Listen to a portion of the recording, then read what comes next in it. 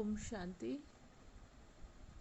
आज 7 जुलाई 2021 की साकार मुरली से वरदान है। धर्म और कर्म दोनों का ठीक बैलेंस रखने वाले दिव्य व श्रेष्ठ बुद्धिमान भव। कर्म करते समय धर्म और अर्थात धारणा भी संपूर्ण हो तो धर्म और कर्म दोनों का बैलेंस ठीक होने से प्रभाव बढ़ेगा। ऐसे नहीं, जब कर्म समाप्त हो तब धारणा स्मृति में आए। बुद्धि में दोनों बातों का बैलेंस ठीक हो तब कहेंगे श्रेष्ठ व दिव्य बुद्धिमान, नहीं तो साधारण बुद्धि। कर्म भी साधारण, धारणाएं भी साधारण होती हैं। तो साधारणता में समानता नहीं लानी, लेकिन श्रेष्ठता में समानता हो। जैसे कर्म श्रेष्ठ, वैसे धारणा भी श्रेष्ठ हो।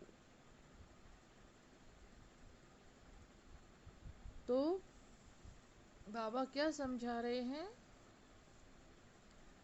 धर्म और कर्म दोनों का बैलेंस ठीक होना चाहिए। ऐसे नहीं कि हम कर्म कर रहे हैं, साधारण कर्म कर रहे हैं, मतलब कि कर्म करते समय हमारा धर्म माने धारणा यूज नहीं कर रहे, हम धारणा युक्त कर्म नहीं कर रहे हैं, तो वो कर्म क्या गिना जाएगा? साधारण कर्म गिना जाएगा। और वो बुद्धि भी कौन सी कही जाएगी? साधारण बुद्धि। और उस समय धारणाएं भी क्या कही जाएंगी? साधारण धारणाएं। तो साधारण धारणा नहीं लानी है, साधारण कर्म नहीं कर रहे, वो तो दुनिया भी कर रही है। बाबा ने हमें श्रेष्ठ और दिव्य बुद्धि का वरदान दिया है, तो हमारा हर कर्म भी श्रेष्ठ होना चाहिए, साधारण नहीं होना चाहिए। और श्रेष्ठ कर्म कब होगा? जब वो धारणा युक्त होगा। माना कर्म और धारणा का, कर्म और धर्म का माने धर्म का अर्थात धारणा का पूरा संपूर्ण बैलेंस होना चाहिए, तभी हमारा कर्म श्रेष्ठ कर्म में गिना जाएगा। और हम जानते हैं कर्मों की गति के अनुसार कि हर कर्म का फल हमें मिलता है।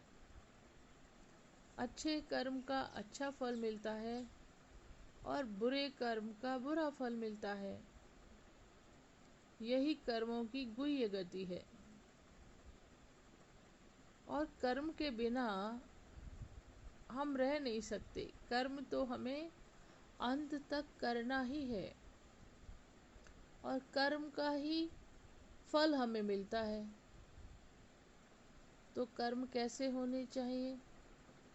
श्रेष्ठ कर्म करने चाहिए, ताकि हमारा भाग्य, मेरी डेस्टिनी भी श्रेष्ठ हो।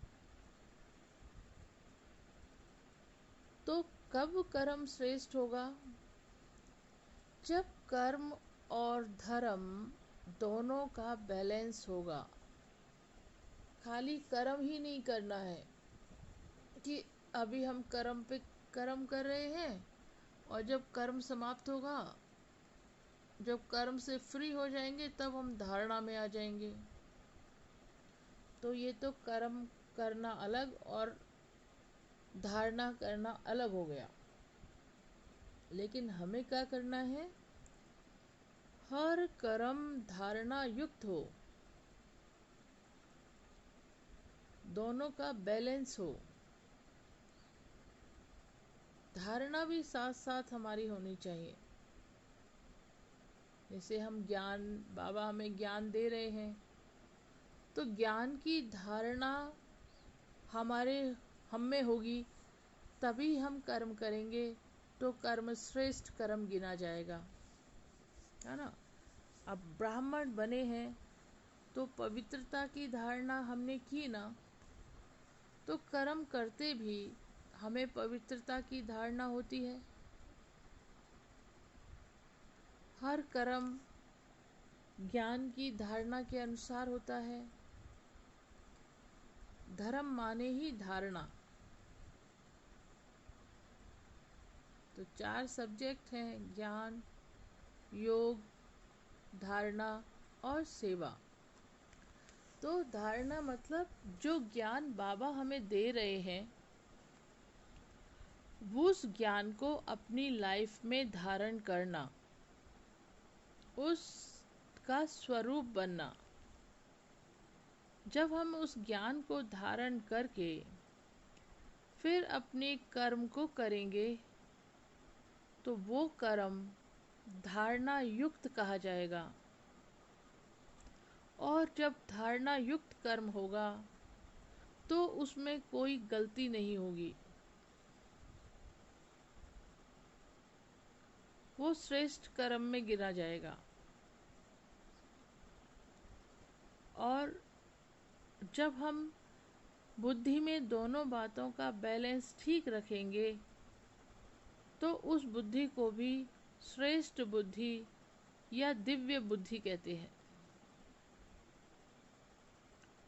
तो ब्राह्मण जन्म लेते ही बाबा ने हमें श्रेष्ठ बुद्धि का वरदान सभी ब्राह्मण बच्चों को दिया है। और हमें हर कर्म का ही फल मिलता है।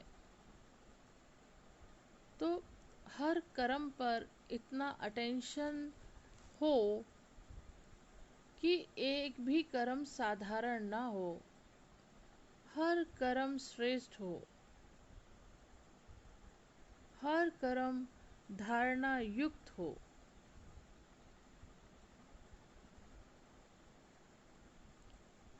तो क्योंकि बाबा कहते हैं ब्राह्मण आत्माओं को ना तो साधारण बुद्धि से ना कर्म साधारण करना है, और धारणा भी साधारण नहीं होनी चाहिए। ज्ञान युक्त धारणाएं, योग युक्त धारणाएं।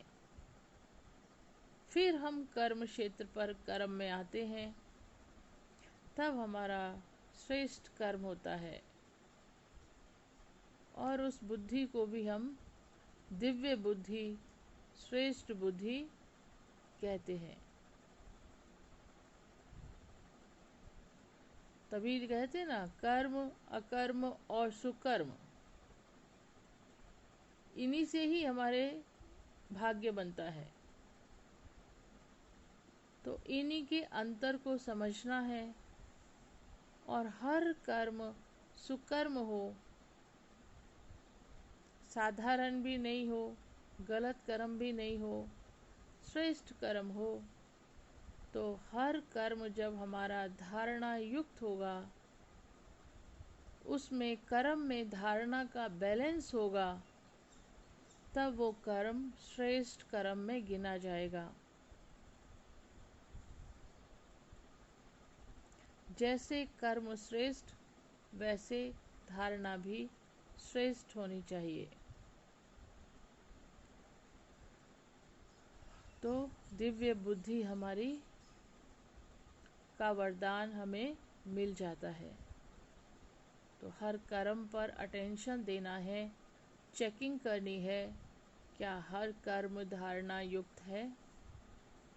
हर कर्म करते हमें ये अटेंशन देना है, ताकि कोई भी कर्म साधारण ना हो, विकर्म ना बने, सुकर्म ही हो।